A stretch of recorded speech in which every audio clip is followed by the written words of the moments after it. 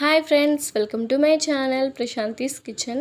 ఇవాటి రెసిపీ వచ్చేసి egg gravy పులుసు అండి. ఈ ఎగ్ గ్రేవీ పులుసుని తక్కువ టైంలో తక్కువ మసాలాతో ఈజీగా చాలా టేస్టీగా చేసేయచ్చు. అలానే ఇది కంప్లీట్ ఎగ్ కర్రీలా ఉండదు, అలానే ఎగ్ పులుసులా కూడా ఉండదండి. డిఫరెంట్గా అదిరిపోయే రుచితో ఉంటుంది ఈ ఎగ్ గ్రేవీ పులుసు. సో లేట్ చేయకుండా ఈ ఎగ్ గ్రేవీ పులుసుని ఎలా ప్రిపేర్ చేసుకోవాలో చూపిస్తాను, పదండి. ముందుగా అయితే స్టవ్ ఆన్ చేసి ప్యాన్ పెట్టుకోవాలండి. ప్యాన్లో కొంచెం ఆయిల్ అనేది యాడ్ చేసుకోవాలి. అలానే ఆయిల్లో కొంచెం పావు టీ స్పూన్ వరకు పసుపుని యాడ్ చేసి ఆయిల్లో పసుపు మంచిగా కలిసేలాగా ఒక్కసారి కలిపేసుకొని ఇప్పుడు దీంట్లోకి మనం ఉడికించి ఘాట్లు పెట్టుకున్న గుడ్లను యాడ్ చేసుకోవాలి. ఇక్కడ గుడ్లు వచ్చేసి నేను ఒక 9 వరకు తీసుకుంటున్నాను. మీరు 5 తీసుకోవచ్చు, లేదంటే మీకు నచ్చినన్ని గుడ్లను తీసుకోవచ్చు అండి. సో ఇక్కడ గుడ్లను యాడ్ చేసుకొని మంచి గోల్డ్ కలర్ వచ్చేంత వరకు ఫ్రై చేసుకోవాలండి. ఇక్కడ ఒక టిప్ ఏంటంటే, మీరు గరిట పెట్టకుండా ప్యాన్ని అటు ఇటు కదుపుతూ ఈ విధంగా ఫ్రై చేసుకోండి. అప్పుడు గుడ్డు అనేది మంచిగా ఫ్రై అవుతుంది. సో ఈ విధంగా మంచిగా గుడ్లను ఫ్రై చేసుకొని ఒక పక్కన పెట్టేసుకోవాలి. నెక్స్ట్ ఇప్పుడు ఇంకొక ప్యాన్లో ఆయిల్ యాడ్ చేసుకోవాలండి. ఆయిల్ వచ్చేసి ఇక్కడ నేను 3 టేబుల్ స్పూన్ వరకు తీసుకుంటున్నాను. ఆయిల్ కూడా కొంచెం హీట్ అయిన తర్వాత ఒక 3 మీడియం సైజ్ గ్రీన్ చిల్లీని పొడవుగా కట్ చేసుకొని యాడ్ చేసుకోవాలి. అలానే ఒక 2 మీడియం సైజ్ ఆనియన్ని కూడా కట్ చేసుకొని యాడ్ చేసుకోవాలండి. అవి కొంచెం ఫ్రై చేసుకున్న తర్వాత ఇప్పుడు దీంట్లోకి ఒక పిడికెడు కరివేపాకు వేసుకోవాలి. ఒక 2 రెమ్మలు కరివేపాకు సరిపోతుంది. అవి కొంచెం ఫ్రై అయిన తర్వాత 1.5 స్పూన్ వరకు అల్లం వెల్లుల్లి పేస్ట్ వేసి మంచిగా అల్లం వెల్లుల్లి పేస్ట్ స్మెల్ పోయేంత వరకు ఫ్రై చేసుకోవాలి. నెక్స్ట్ ఇప్పుడు దీంట్లోకి ఒక 5-6 టమోటాస్ని మెత్తగా గ్రైండ్ చేసుకొని యాడ్ చేసుకోవాలండి. ఈ టమాటా పేస్ట్ మొత్తం మంచిగా ఒక 2-3 మినిట్స్ పాటు ఆయిల్లో ఫ్రై చేసుకోవాలి. సో ఇలా ఒక 2-3 మినిట్స్ వరకు మంచిగా ఫ్రై చేసుకోవాలి ఆయిల్లో. ఇలా ఆయిల్ మొత్తం మంచిగా పైకి తేలిపోవాలండి. ఆయిల్ మొత్తం పైకి వచ్చేసింది. టమాటా పేస్ట్ కూడా మంచిగా ఫ్రై అయింది ఆయిల్లో. ఇప్పుడు దీంట్లోకి ఒక పావు టీ స్పూన్ వరకు పసుపు వేసి ఒక్కసారి బాగా కలుపుకోవాలి. ఇప్పుడు దీంట్లోకి మళ్ళీ మీ రుచికి తగినంత కారం యాడ్ చేసుకోవాలి.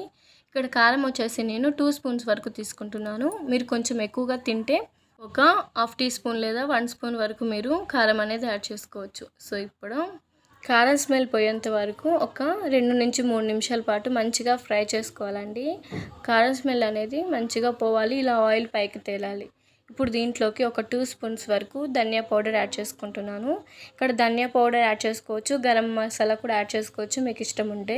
ఇక్కడ నేను ఓన్లీ ధనియా పౌడర్ ఒకటే యాడ్ చేస్తున్నానండి. సో ఇలా ధనియా పౌడర్ యాడ్ చేసుకొని ఒక 2 మినిట్స్ పాటు ఇది కూడా మంచిగా ఫ్రై అయ్యేంత వరకు ఫ్రై చేసుకొని ఇప్పుడు దీంట్లోకి వాటర్ అనేది యాడ్ చేసుకోవాలి. చెప్పాను కదా, గ్రేవీ పులుసు కాబట్టి మనం కొద్దిగా వాటర్ అనేది యాడ్ చేసుకోవాలి. మనం వాటర్ ఎక్కువ యాడ్ చేసుకున్నా మనకి కొంచెం గ్రేవీగా బాగుంటుంది. సో ఇక్కడ వాటర్ యాడ్ చేసుకున్న తర్వాత చింతపండు గుజ్జుని యాడ్ చేసుకోవాలి. ఇక్కడ చింతపండు గుజ్జు నేను ఎంత తీసుకున్నానంటే నార్మల్ నిమ్మకాయ సైజ్ అంత చింతపండు గుజ్జుని నేను యాడ్ చేసుకుంటున్నాను. మీరు కొంచెం పులుపు ఎక్కువగా తింటాను అంటే మీరు కొంచెం ఎక్కువైనా యాడ్ చేసుకోవచ్చు. చింతపండు గుజ్జుని యాడ్ చేసుకున్న తర్వాత ఒక 2-3 నిమిషాల పాటు మంచిగా మరగనివ్వాలండి. ఇలా మరిగిన దాంట్లోకి మనం ముందుగా ఫ్రై చేసి పెట్టుకున్న గుడ్లను యాడ్ చేసుకోవాలి.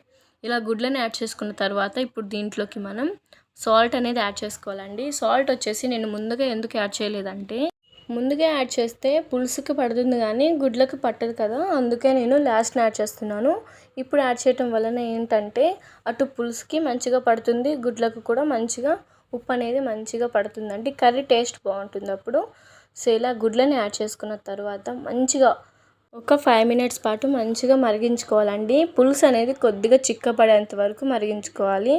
అలానే దాంట్లోకి కొంచెం కరివేపాకు, కొత్తిమీర వేసి ఒక 2-3 నిమిషాల పాటు బాగా మరిగించుకుంటే సరిపోతుందండి. ఒక 2 నిమిషాల తర్వాత స్టవ్ ఆఫ్ చేసుకొని సర్వ్ చేసుకుంటే సరిపోతుంది. సో చూసారు కదా, ఈజీగా టేస్టీగా చేసుకునే ఎగ్ గ్రేవీ పులుసుని మీరు కూడా తప్పకుండా ట్రై చేయండి. ఇది రైస్, రోటీ, పులావ్, చపాతి దేంట్లోకైనా టేస్ట్ అదిరిపోతుందండి. సో మీరు కూడా లేట్ చేయకుండా తప్పకుండా ఈ రెసిపీని ట్రై చేయండి. సో నచ్చితే ఒక లైక్ కొట్టి షేర్ చేసి కామెంట్ చేయండి. అలానే మన ప్రశాంతీస్ కిచెన్ని సబ్స్క్రైబ్ చేసుకోవటం మాత్రం మర్చిపోకండి ప్లీజ్.